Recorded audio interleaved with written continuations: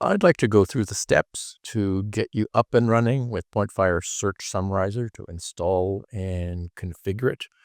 There are two prerequisites that I'm assuming you've done already. I'll just go through them quickly.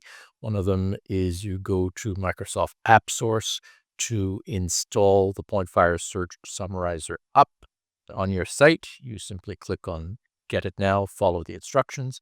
The other thing the PointFire Search Summarizer depends on is PnP Modern Search.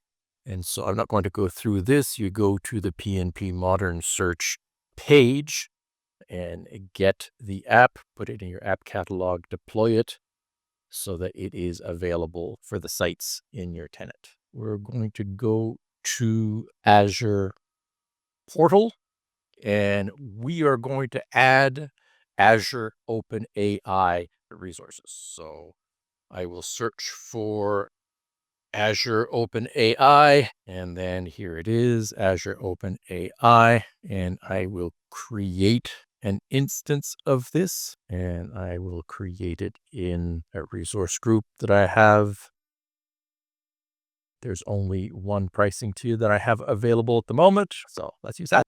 And click on Next. I make it available everywhere, nothing here. And when it allows me to do it, I'm going to click on Create. So Create. So this will take a minute or so. And we're back. Deployment is complete. Let's go to the resource, and we are going to go to the Azure AI Foundry portal. So the resource is here. Now we need to go to a different portal to deploy the models within it. So I clicked on it. I'm going to click on the model catalog, and I'm going to deploy two models. These models are available in most regions. If they're not available in your region, you then contact us. We'll give you the next best ones. There are several different models that will work, but these are the default ones: GPT-4o Mini and GPT-3.5 Turbo. And we're using two different models. There it is, GPT-4o Mini. We're deploying that, and then use this model. Yes. And deploy. Yes. Creating the deployment. Okay. It opens here and gives me target URI and key. I want to copy those for later use. So just for now, I'm copying them in a text file. Okay. Now I will deploy the other one, GPT-3.5 Turbo. Here it is, GPT-3.5 Turbo. Use this model. Yes. Deploy. Yes. And here it is. It's giving me, I actually don't need to copy those. They're the same as before. I get no new information here, but that's important information to have. Okay. And we are done setting up Azure OpenAI. So let's go to a site on the tenant, and we will do the configuration there. So I'm going to add a new web part on a page, which is going to be a PnP Modern Search box. So here's the search box. I'm adding this web part. I'm then going to add another web part, which is the PnP results, search results. Okay.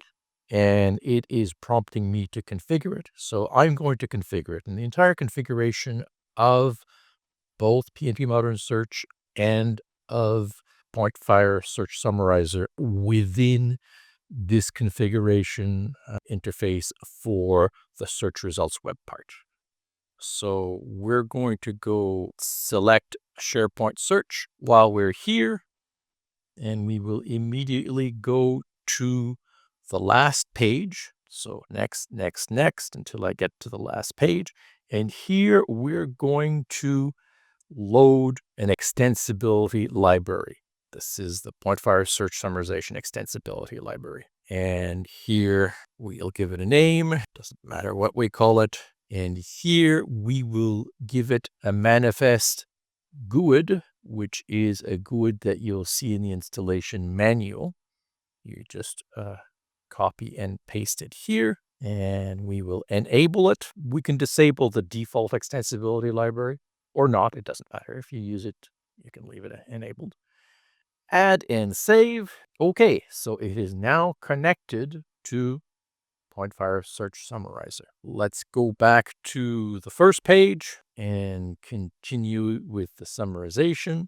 So here, what we want to do is to change the search term because we want to make sure that what we're searching for is documents. So the query template will be search terms and is document true. It is true. So you can add other KQL clauses to this to search for specific things, specific sites. You can learn more about this from the PnP Modern Search site. Okay, let us apply this. The next thing that we want to do is find the selected properties. If you don't see those exact words, selected properties, it could be that somewhere it's got confused between SharePoint Search and Microsoft Search, and you may have to save and reopen in order to get it to apply. But in the selected properties, there is a property a non-default property that we want to add. So we click the down arrow, and the one that we want to add is called list item ID. And here it is. And the other default ones are fine, don't need anything else. The next thing is in the paging option, number of items per page, 5 is good. That's because if you have summaries, you don't want too many on a page. Okay, let's move on to the next page of configuration. There's a layout here that is available called summary. We're going to select that, and then we are going to go down, and there is an entire section about our search summarizer, and you won't leave most of these settings in the default. Right now, we're just getting up and running. So the things that are important here are the AI URL and the AI key that we copied in the previous step. So the AI URL that we copied, we're going to use not exactly what was copied. So here we copied a very long URL, and really we just want to have everything up to azure.com and delete the rest. So we're going to do that. For the AI key, I'll just copy the key that I got. When it comes to the AI models, you need 2 different models. One to do some processing of the keywords, and the other one to do the processing of the summary. I'm leaving it with the default here, but you might want to use some different models. There's always a trade-off, quality to cost trade-off in some of those models. Summary length is something that you'll probably want to determine what is the ideal summary. That's the number of words in a summary. So 70 is a longish summary. Okay, the next thing that we want to do on the next page is connect the results web part to the keyword web part. So in the available connections, so the first thing that we want to do is use input query text. Yes, we want to use dynamic value, and the dynamic value comes from the PnP search box, and the PnP search box property is the search query. Basically, this is all you need to do. You're now fully configured.